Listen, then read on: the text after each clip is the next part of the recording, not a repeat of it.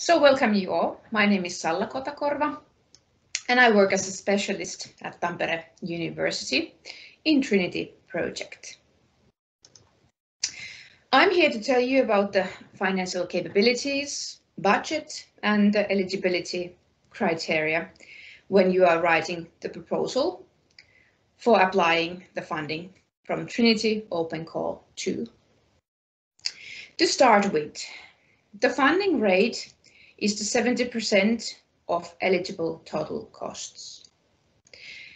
The rate is the same for all consortium members, including SMEs, universities, research organizations, and competence centers.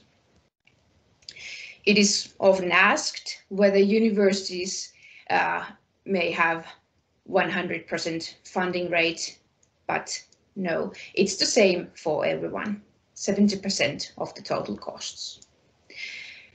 The TRINITY funding per experiment may vary from 50,000 to up to 200,000. You may apply funding in between those amounts. In your proposal, if you decide to apply the maximum funding amount, 200,000 euros, the total budget must be in minimum 286,000 euros, including all the members in your consortium. The funding of the lead SME, or slightly bigger, must be at least 40% of the entire use case demonstration budget to show that the lead applicant, the lead SME, will perform most of the tasks in the written in the proposal. About the budget. So the costs are mainly personnel costs because we are funding the development of the Agile production. Other direct costs may include travel, service, and small consumables. Large investments, such as large equipment, robots, production lines, they are not funded in this call. However, depreciation costs are acceptable if they are well justified and according to your organization rules. If you decide to declare these kind of costs, please be very specific and write the details in your proposal. Like Minna already stated, subcontracting is not allowed in the key tasks performed by the consortium. Also vice versa, your project cannot be a subcontractor either. Meaning that, for example, if there's a equipment provider that you would like to implement a development project for to test some robots or to build a production line, we will not fund that kind of project work. That is in the rules, in the guidelines also. And to calculate the costs, indirect costs will be 25% of the direct costs, so including personnel and other direct costs.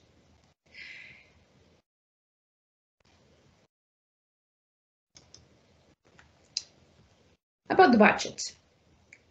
So in the guidelines and also this template, this is in the proposal template, Annex 3.1. You can see the picture here. And as said, most of the costs are personnel costs in the budget. The evaluators, they will evaluate the work effort, so the person months, in relation to personnel costs. So to say that one person month cost, it must be in line with the general salary rates.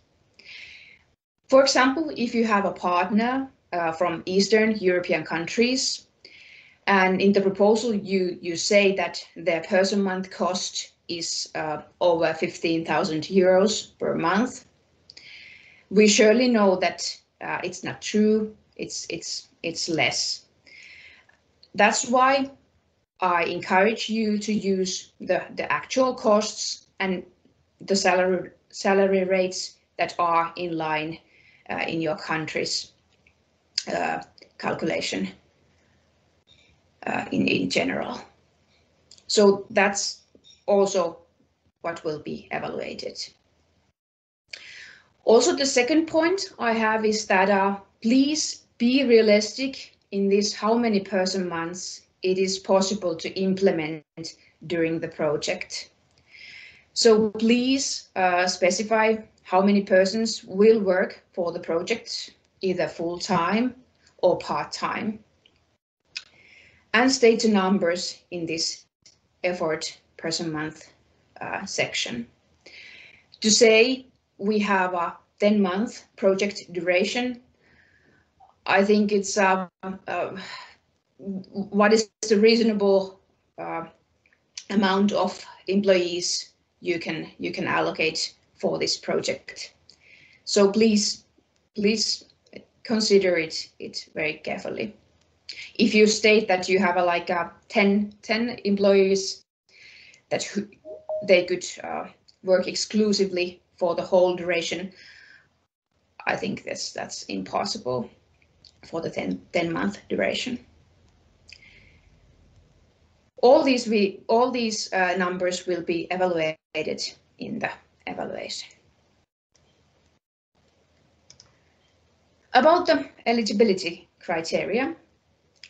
So SME definition, SMEs or slightly bigger companies, it's defined by extending the current European Commission definition of SMEs to increase the employee threshold up to 500 and the turnover up to 100 billion euros. So please make sure that your company falls into this category. You fit in between these lines. Also, if there's a company Y, company Y is valid for the call if it is completely independent from the company X. But if the large company X owns more than 25% of the subsidiary company shares, the company Y is calculated as a large enterprise, and then it's not valid for applying for this call.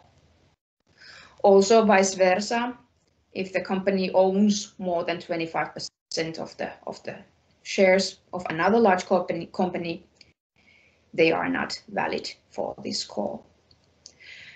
More instructions and specific rules are found in the guidelines with the links. Also, each SME or slightly bigger company may participate in several applications, but they can only lead one proposal at each Trinity Open Call.